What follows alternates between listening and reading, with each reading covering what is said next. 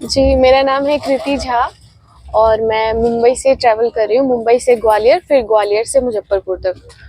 तो छठ के लिए जा रही हूँ गाँव। अभी तक तो कोई दिक्कत नहीं हुआ है, बहुत ही अच्छा सफ़र रहा है। बस आरएसी है, लेकिन फिर भी काफ़ी स्मूथ जा रहा है अभी तक। देखते हैं आगे क्या होता है।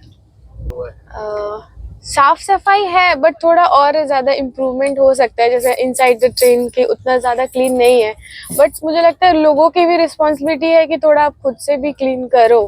अगर वॉशरूम वगैरह जा रहे हो तो फ्लश करो प्रॉपर, या नीचे में जो कचरा फेंकते हो वो नहीं फेंकना चाहिए।